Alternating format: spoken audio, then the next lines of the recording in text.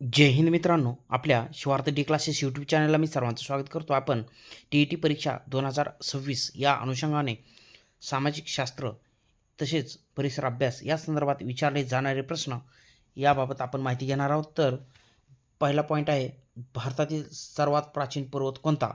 हिमालय, सह्याद्री, अरवली, विंध्य. तर भारतातील सर्वात प्राचीन असा पर्वत आहे अरवली.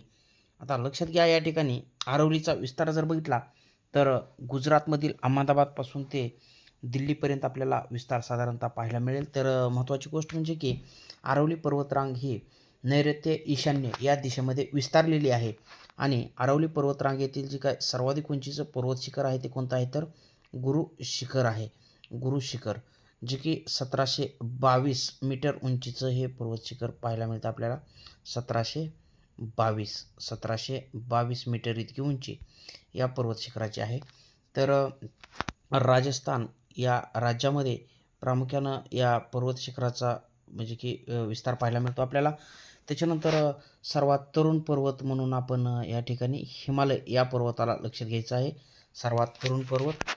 त्याच्यानंतर आपण पुढचा पॉईंट बघणार आहोत. मित्रांनो, लक्षात घ्या, या ठिकाणी खालीलपैकी कोणत्या मृदेला कापसाची मृदा म्हणतात?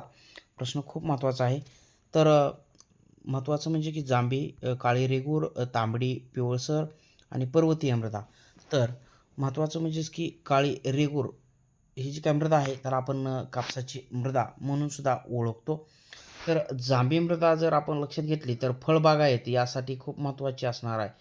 फळबागायतसाठी बघा ही मृदा महत्त्वाची असेल, कोणती? जांभी मृदा. आणि जी की आपल्या महाराष्ट्रामध्ये खास करून दक्षिण कोकणामध्ये ही मृदा पाहायला मिळते आपल्याला मोठ्या प्रमाणात. त्याच्यानंतर महत्त्वाचं म्हणजेच की तांबडी पिवळसर मृदा ही जंगलामध्ये आढळणारी मृदा आपल्याला लक्षात घ्यायची आहे. कोणती? तांबडी पिवळसर मृदा, जंगलामध्ये आढळते ही मृदा. तर पर्वतीय मृदा जर लक्षात घेतली तर जाडी आणि भरडी अशा स्वरूपाची ही मृदा असते, पर्वतीय मृदा. पुढचा पॉईंट आहे महत्त्वाचा, उत्तर भारत व दक्षिण भारत यांच्यातील प्राकृतिक सीमारेषा तयार करणारी पर्वतरांग कोणती?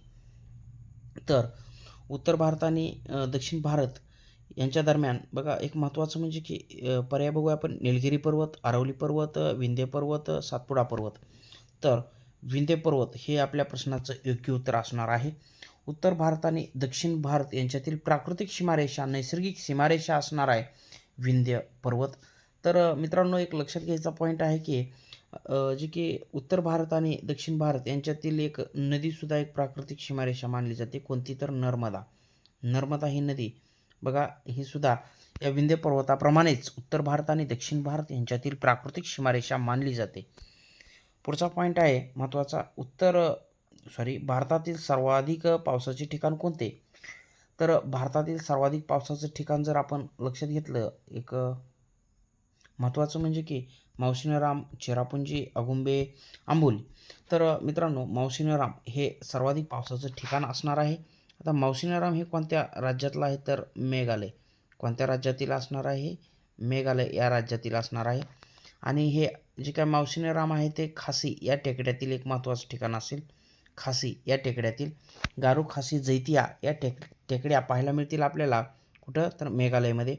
तर 11,772 मिलीमीटर इतका पाऊस या ठिकाणी पडतो. जगातील आणि आपल्या भारतातील सुद्धा सर्वाधिक पावसाचं ठिकाण म्हणून हे मावशिनराम हे ठिकाण लक्षात घ्यायचं आहे.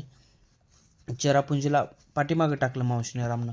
आगुंबेच्या बाबतीत एक लक्षात घ्या, दक्षिण भारतातील सर्वाधिक पाऊस या ठिकाणी होतो. बघा कोणतं ठिकाण? तर आगुंबे. दक्षिण भारतातील सर्वाधिक पावसाचं ठिकाण असणार आहे. आणि आंबोली हे मात्र आपल्या महाराष्ट्र राज्यातील सर्वाधिक पावसाचं ठिकाण असेल. कोणतं? तर आंबोली, जे की कोणत्या जिल्ह्यामध्ये येतं? तर महत्त्वाचं म्हणजेच की सिंधुदुर्ग जिल्हा लक्षात घ्यायचा आहे, सिंधुदुर्ग जिल्हा. त्याच्यानंतर पुढचा पॉईंट बघूया आपण, भारतीय द्वीपकल्पातील सर्वात मोठी नदी कोणती? म्हणजे लांबीच्या बाबतीत जर बघितला तर सर्वात लांब नदी कोणती आहे असा अर्थ या ठिकाणी लक्षात घ्यायचा आहे आपल्याला. तर गंगा, नर्मदा, सिंधू, गोदावरी. तर गोदावरी ही भारतीय द्वीपकल्पातील 1465 किमी इतका अंतर एकूण ही नदी वाहताना आपल्याला पाहायला मिळते भारतातून. आणि सर्वात महत्त्वाचं म्हणजेच की आपल्या महाराष्ट्रामधून ही नदी किती अंतर वाहते? तर महाराष्ट्राचा जर विचार केला आपल्या तर 668 किमी अंतर वाहते, 668 किमी आपल्या महाराष्ट्रामधून. तर महत्त्वाचं म्हणजेच की गंगा ही आपल्या भारतातील सर्वाधिक लांबीची नदी असणार आहे. त्याच्यानंतर नर्मदा ही सर्वाधिक लांबीची पश्चिम वाहिनी नदी असेल, नर्मदा. त्याच्यानंतर पुढच्या पॉईंटला जाणार आहोत आपण. महत्त्वाचं, भारताने जगाचे किती टक्के क्षेत्र व्यापले आहे? प्रश्न महत्त्वाचा असणार आहे मित्रांनो. किती टक्के क्षेत्र व्यापलेलं आहे? तर लक्षात घ्या 0.57, 9.36, 3.42, 2.42%. तर या ठिकाणी योग्य उत्तर का असणार? पर्याय क्रमांक 4 हे प्रश्नाचं योग्य उत्तर असणार आहे. 2.42% क्षेत्र आपल्या भारताने जगाचं व्यापलेलं पाहायला मिळतं. पृथ्वीच्या 0.57% या भागावर भारताचं क्षेत्र पाहायला मिळेल आपल्याला. 9.36 हे आपल्या महाराष्ट्र राज्याने भारताचं व्यापलेलं क्षेत्र असणार आहे. भारताचं किती टक्के क्षेत्र महाराष्ट्रानं? तर 9.36%. आणि भारताने जगाचं किती? तर 2.42%. 2.42% हिऱ्याचा अपवर्तनांक सुद्धा आहे, लक्षात घ्या. त्याच्यानंतर पुढचा पॉईंट आहे, भारतात सर्वाधिक प्रमाणात आढळणारी मृदा कोणती?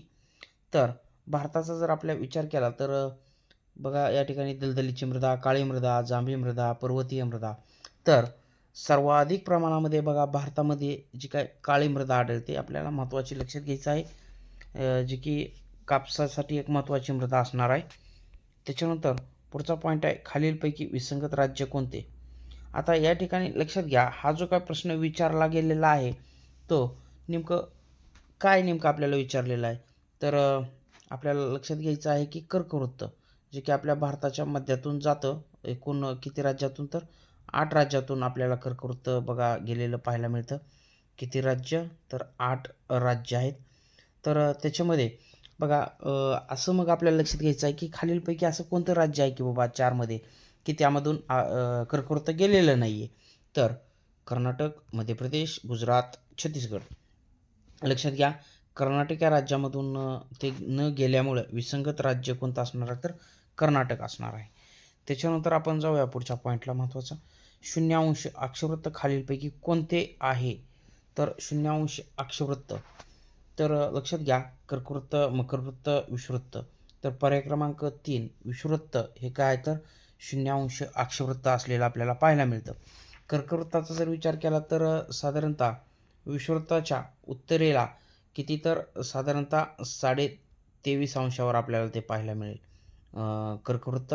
त्याच्यानंतर महत्त्वाचं म्हणजेच की असणारं जे काय मकरवृत्त आहे ते आपले जे काय विषुवृत्त आहे 0 अंशाचं, हे आपलं विषुवृत्त असेल 0 अंश. जे काही मधलं आहे ते मधली रेषा आपल्याला पाहायला मिळते पृथ्वीवरती.